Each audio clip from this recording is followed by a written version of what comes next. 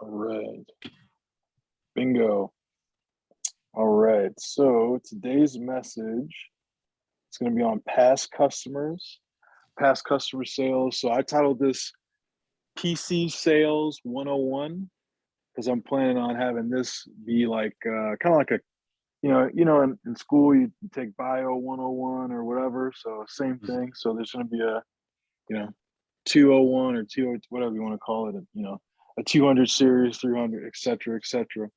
But kind of just wanted to cover the basics before we get deeper. So kind of just lay the groundwork on past customers because obviously there's so many aspects and so many things that could be a full message. So that's the goal of this is to lay the groundwork.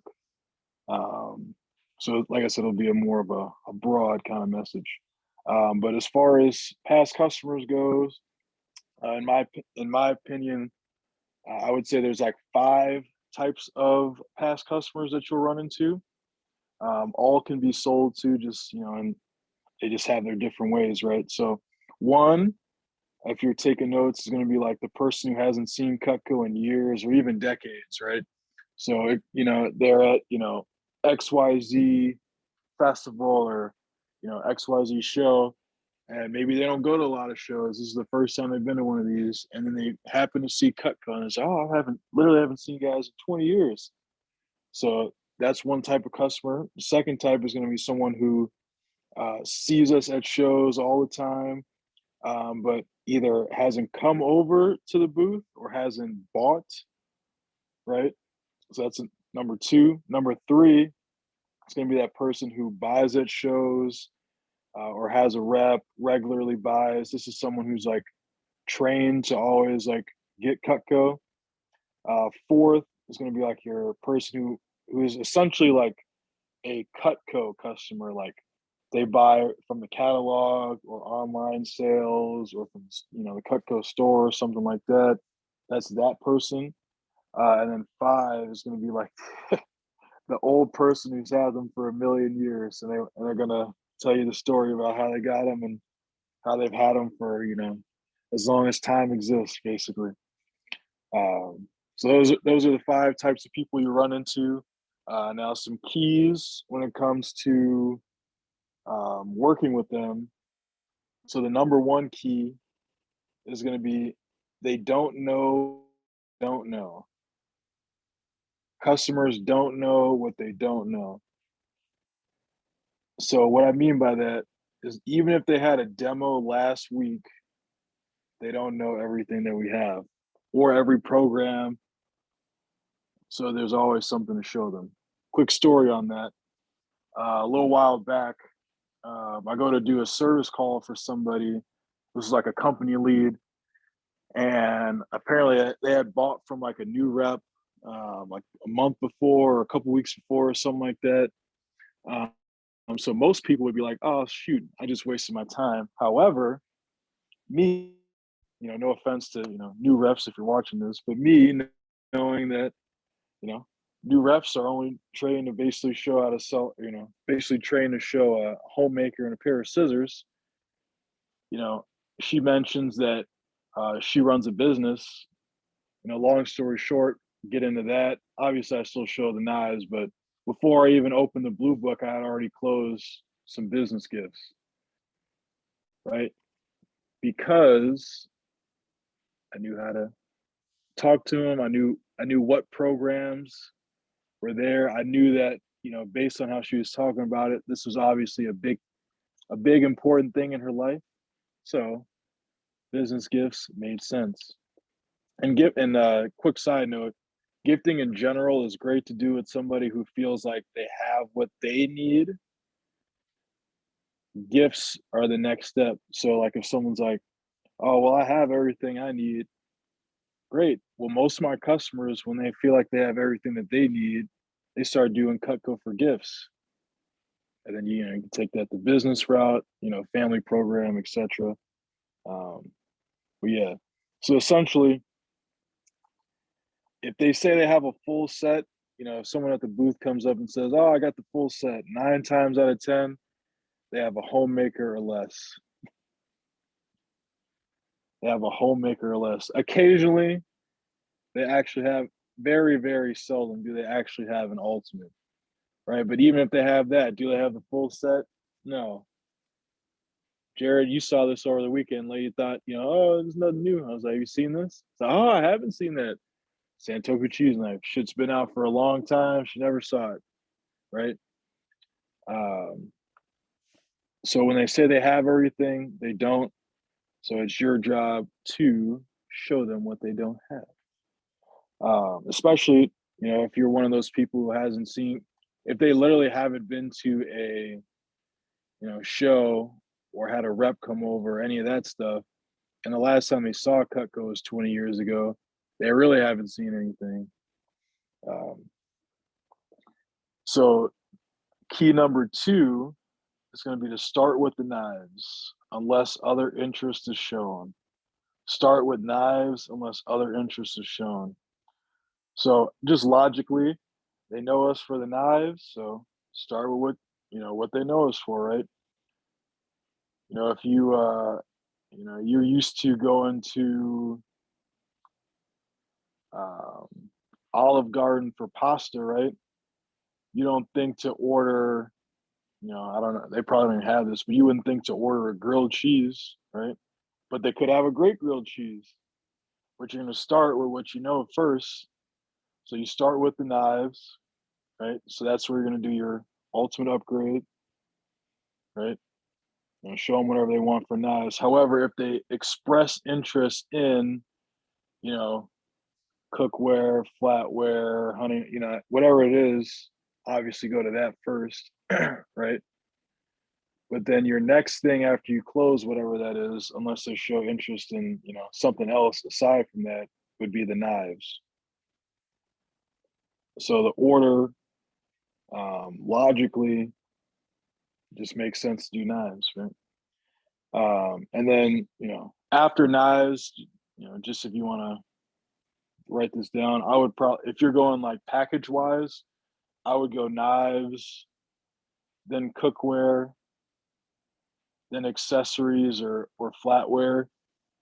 Um, Obviously, if you find out they have a business or something like that, I would maybe prioritize that, but I would go there. Um, Hunting stuff, outdoor stuff, that kind of thing. So basically, the pieces of the kitchen, then gifting, and then outdoor kind of stuff. Um, and then as far as those approaches go, we won't get too deep into any of that, but on some calls of the future, we will, of course. So I would, spend time in your off time getting those on, listening to other talks, audios, role playing. If you haven't since last call, make sure to find your role play buddy, get your role play buddy. Um, and hey, there's two people on this call, so it'd be great if you guys could link up and do some role playing. But then the next key. Let's do it. So there you go. I was gonna say that sounds solid.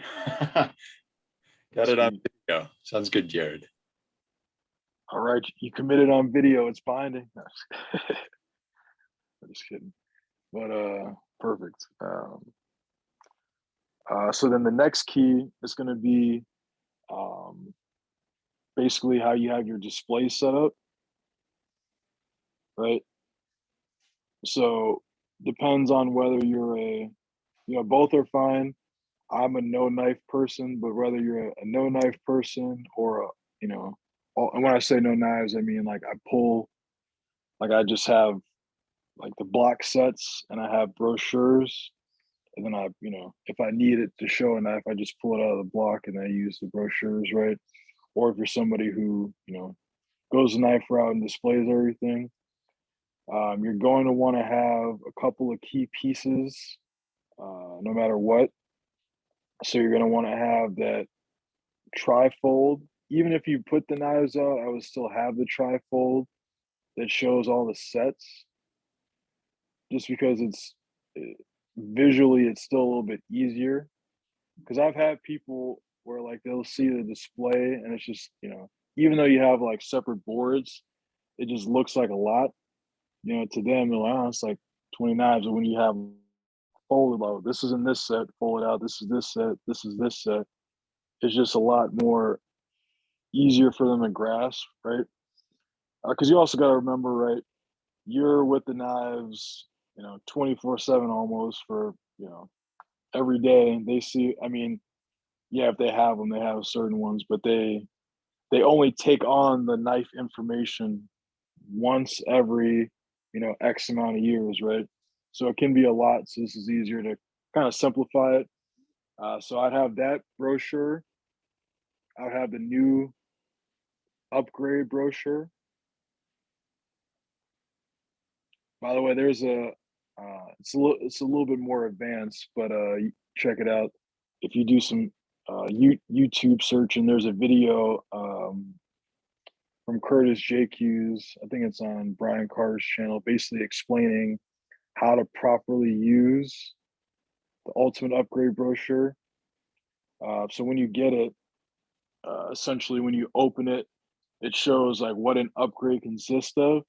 So it's like, four tablers, or I could be saying this wrong, but it's four tabler steak knife. Like everything I'm saying is right, just the order, right? Four tabler steak knives. It's got the 9 normal pieces that are in an ultimate, and I believe it has a shears on there too. And then it has like the choice of block, like darker, lighter color, right? And then if you open it one more, it shows like every single knife that we make. So when you're showing this to a customer, don't open it the next flap because that'll confuse them off if you do that off the bat. We just show it how it normally looks. If you have to cut, if you end up having to customize it, that's fine. But like off the bat, they're gonna see like a million knives and be like, what? So so you want that brochure. You're gonna want a Cutco kitchen brochure, and that's gonna have, the 3 sets, it's cookware sets, flatware, gadget accessories on the back. Um, you want a family Do you program brochure? laminate all brochures? Yeah, I would. It looks nicer and then they'll last longer. There's only one brochure that I don't have laminated, just because I had it laminated, but the original one got stolen, so I just need to get it redone. But yeah, I definitely would laminate it. Plus, if you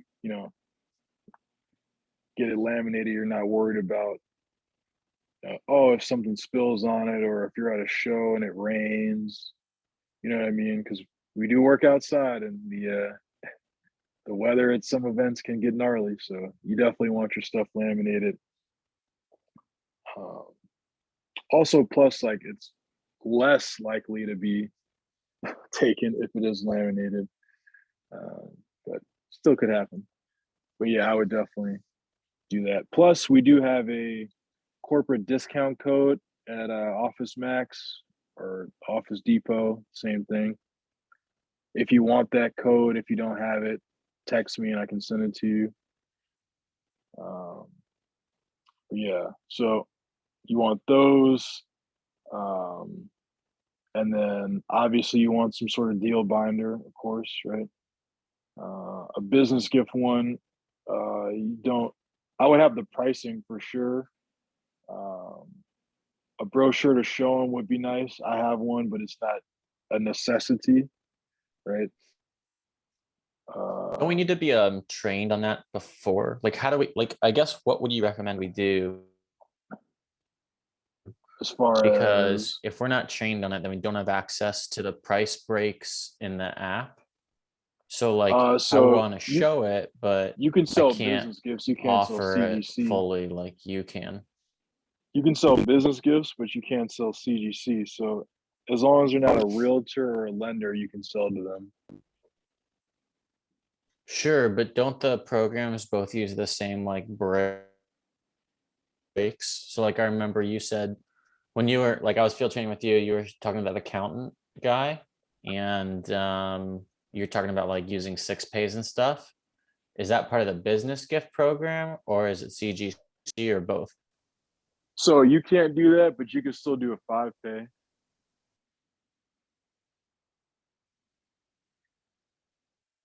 I mean, focus on what you can do and not what you can't do. Because I'll say that because, you know, there's plenty of people who sell business gifts who aren't CGC. Like, because I sold business gifts before I was a CGC. So,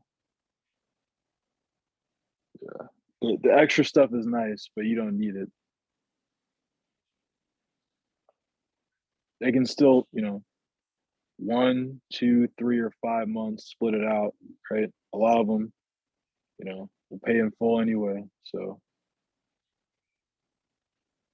yeah, I wouldn't worry about that.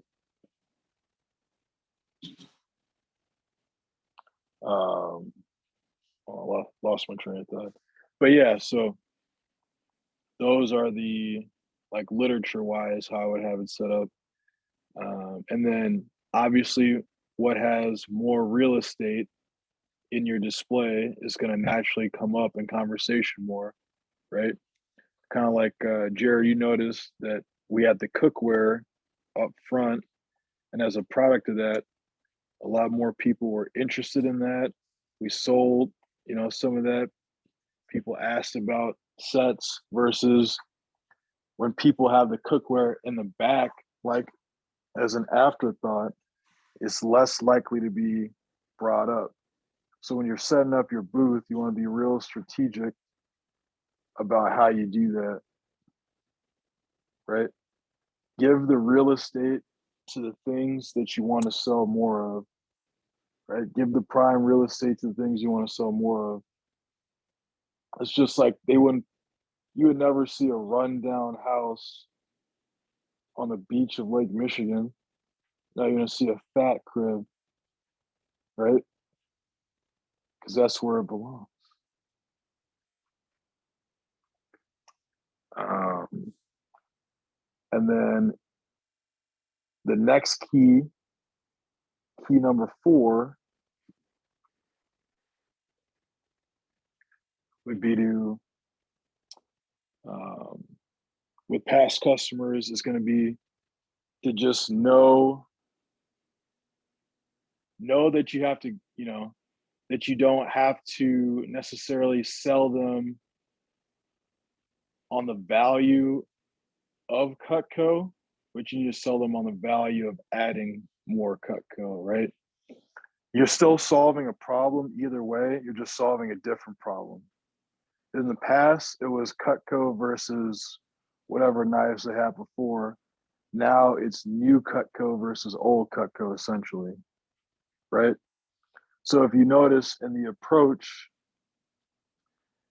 especially with the first couple of pieces, it's like, hey, you had this was great, but, you know, not for this and this. So that's why they made this, right?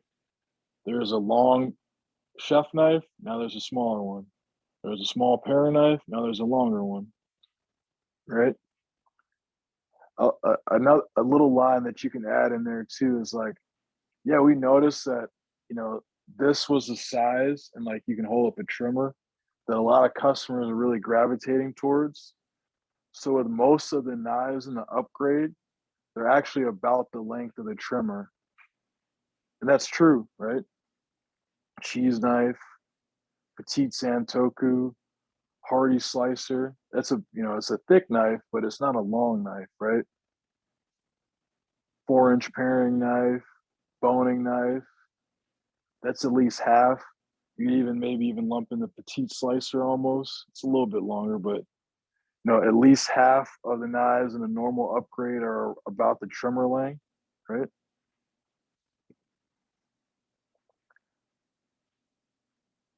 Another line that you can add, this is something you'd say later in the approach, like when you're closing. What you'll notice too is that these knives aren't like anything in your collection. They cut totally different from anything that you have, right? The new pieces completely complement what you have. These aren't like anything in your collection. They cut totally different. These pieces complement what you have. And it's true. All the new stuff that they're adding, right? And is going to be way different than what they had before.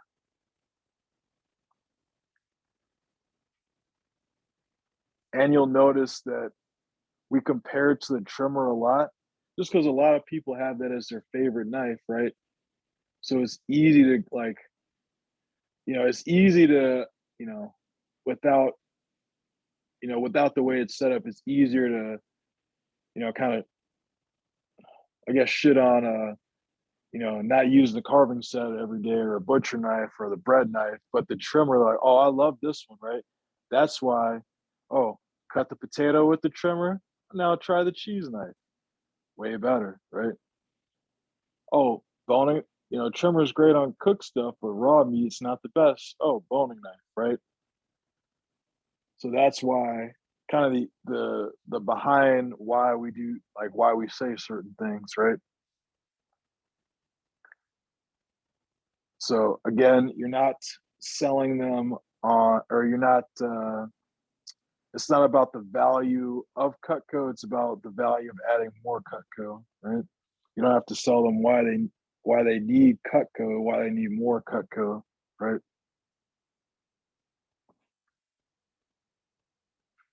And whatever they say they like, right, should be a reason why they get X, or whatever reason they don't like should be a reason why they get X, right? For instance, oh, you love to cook? Great. You're going to love this because, you're going to have the right tool for the right job. Cooking is going to be a lot more enjoyable for you. It's going to be a whole lot better experience, right? You're going to have quality tools. Oh, you don't like to cook? Well, great. You're going to have the right tool for the right job. You're going to get in and out way easier, because I know you don't like to cook, but you love to eat.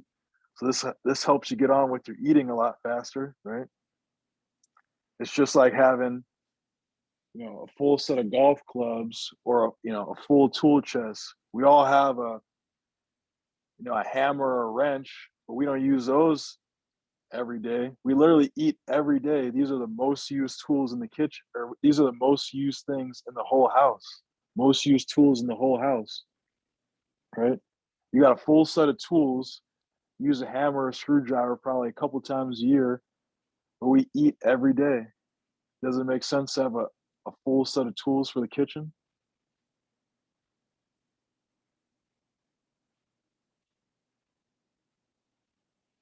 And you can even liken that to, it's like, I don't know when I use a cleaver. Well, hey, I won't lie to you, you probably won't use this every single day. But just like how on Christmas, when you need that, mini screwdriver to open up that kid's toy to change the batteries, you're glad you had it. You probably don't use it all the time, but you're glad you had it.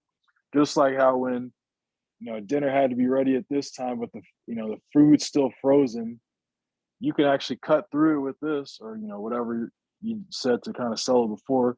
Now you actually had it. So like I said, you won't use it all the time, but when you need it, you'll be glad you had it. Just like that whole spare tire thing, right? Carving set, whatever.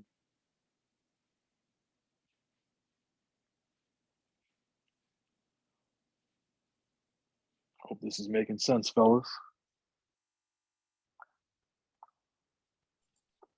Yeah, it's golden, Matt. Thank you. Cool.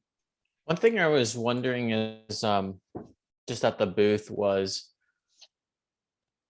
like, I know recording is always, I don't know, it's not necessarily a challenge, but like,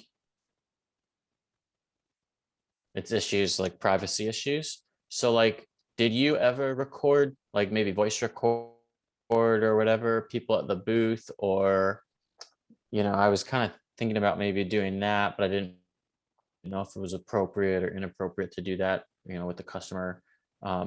what's your experience with that? Because I think, like, do you do that with you, like as far as like where you could improve, see how you did, stuff like that? Like my own, like me with my own clients, or record like someone while I'm field training. Both. Just wondering what your experience Yeah, is. when it comes to field training, I would definitely ask whoever, like, hey, can I record you? Just, you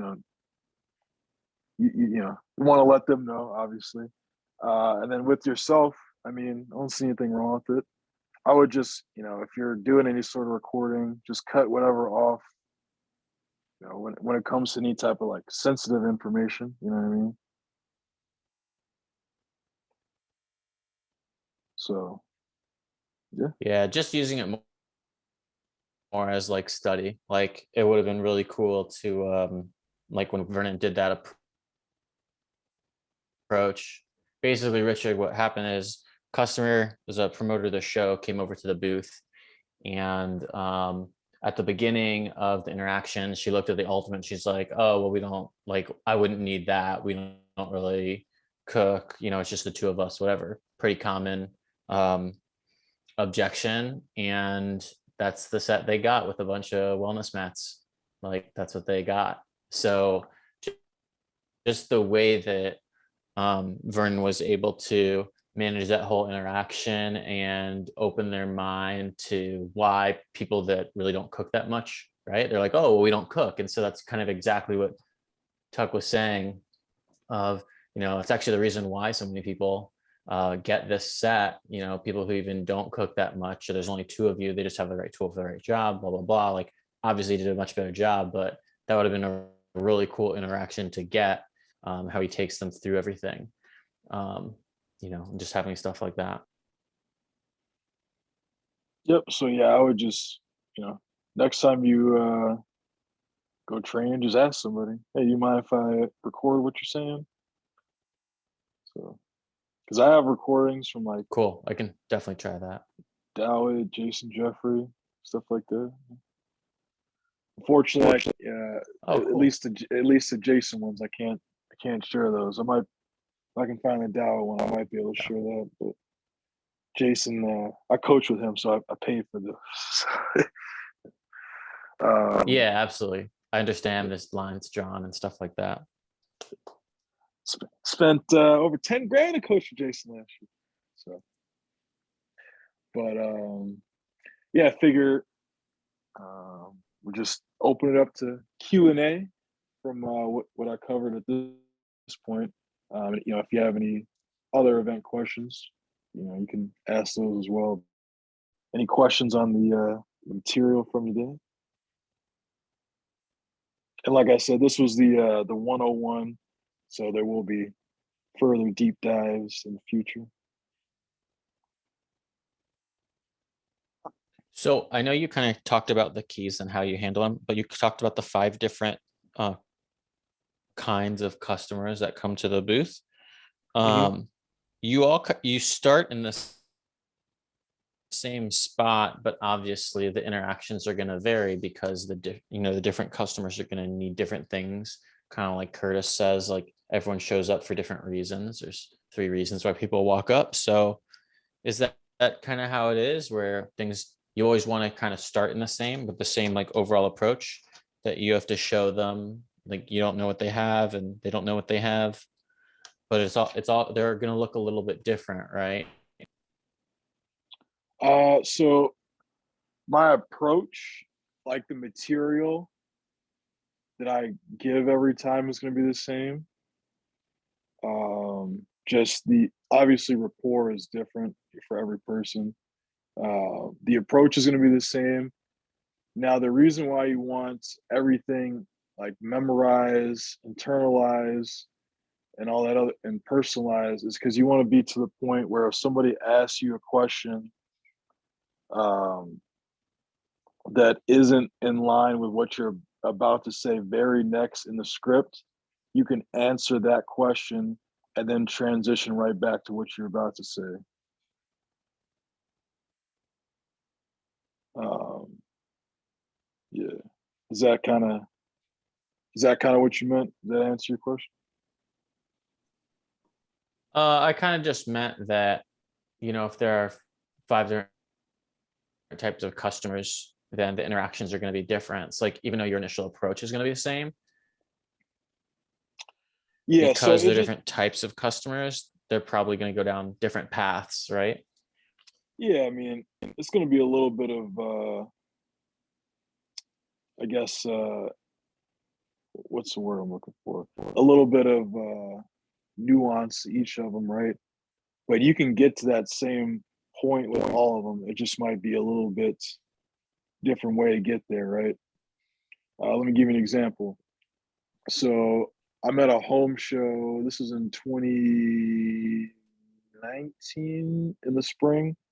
But essentially, some guy walking past. He had 2 pretzels in his pocket. Wasn't even looking at the booth. And I made a comment about the pretzels. Oh, you saving that snack for later or something? So something. He chuckled. He came over. He's like, "Oh, I'm actually do need new silverware. Tell me about it." Never heard of Cutco. Long story short, go into the approach. I don't close the flatware. I'm like, oh, ask about the knives. Go into the knives. I don't close the knives, but I'm not, but I'm at the point where he's like, "Hey, what could you do for both?" I'm like, "We do actually have a package special," and I end up closing the homemaker and flatware. And the guy, just to give you an idea, he was in his 70s and yeah, by himself. So, right, so essentially the starting point, like to get you to doing the approach, might be different with different people, but you're gonna want to, yeah, I would focus on giving the same quality approach every single time. Never half-ass it. Um, so yeah.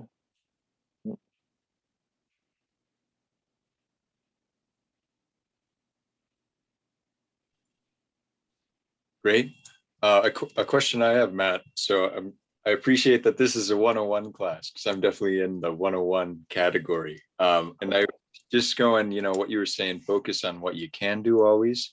And then also with the display setup, obvious, like for someone like myself, right? Just learning like the 2 basic scripts and kind of like when you're starting with demos, I should Yep. really be focusing on knives first, right?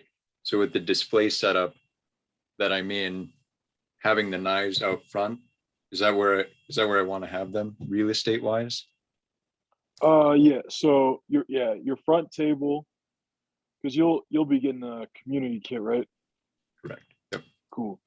I'm not sure. I know that 3 block sets are in there no matter what. I'm not sure what else is in there, but yeah, you're gonna want to have, you're definitely gonna want to have the block sets up front with you. Okay. I'm not sure what else is in there, because I mean that kit's not too much, so you'll be able to fit all that stuff on 2 tables anyway. But Got it. when your booth starts getting bigger, right? That's when you kind of have to play around with the space. Okay. So, but yeah, all the stuff you'll have will be up front regardless. So yeah, you don't have to worry Okay. too much about that at this point. Gotcha. Cool. Yep. Yeah.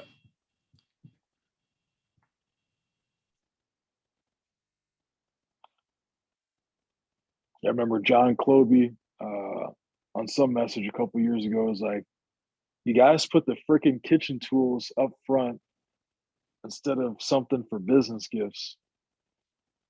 Put a sign for business gifts up front instead."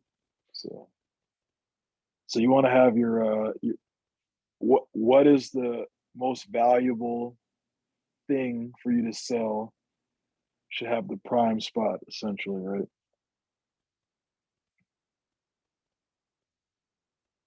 And you're saying that is business gifts? Well, Business I'm gifts? just that was just not necessarily. It was just an example, but Oh, okay. Okay, yeah. sure. Yeah, depends a little bit. I see. Yeah, no, that's great. That's great. Main thing for y'all is sets. Sets. Absolutely. Sets and So, upgrades, baby. so did you, I had a question just about like you and your experience. So you say you like now you don't do the boards. Did you start working with the boards, or do you just find that you can have a cleaner, better display, or when did you decide to make that switch, or what's the deal there? Yeah. So I started. Well, actually, I technically never had boards. I put knives out, but I had like little, I don't know, placemats. Same difference, but yes, I switched because I found that one, you're able to take back more real estate on the table, right? So now I have room to put out more cookware, business gifts, etc. Right? Because I don't have what 20 knives on the table. Um, and I started that way because that's what everybody did, and then eventually people started selling without knives, and I liked that, so I hopped onto that. It's also, especially when you're new, it's a lot more cost effective because now you don't have to buy, a whole ultimate essentially. Also, the way I was taught it, if you have out sets, people are gonna want, or people are gonna, you're gonna sell more sets, right? If you have pieces, people are gonna want pieces more, right? Obviously, you're gonna sell both with both, but the idea when people come up is they see sets. It's like, oh, do you guys just sell sets? No, but I mean, do get better, whatever, right? But yeah, you want to sell sets, not pieces. Sets. Practice safe sets.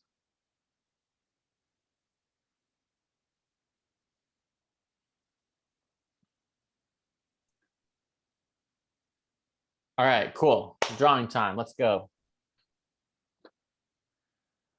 Any last questions before we flip a coin? I'm all good for now, Matt. Thank you. Cool.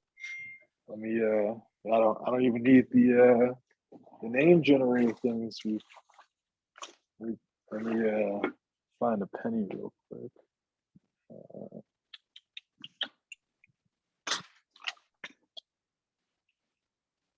The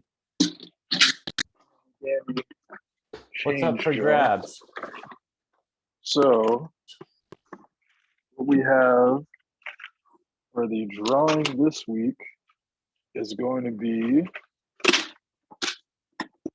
either your choice. So you either get a magnetic knife block.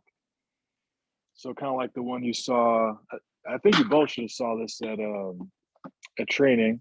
So the magnetic, like the wood knife block, or the two-tiered shelf that like we had the two sets stacked on.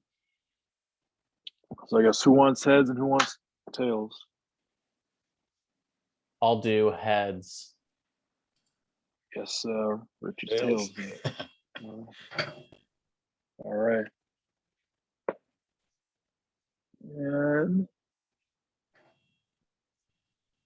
his heads. Yeah.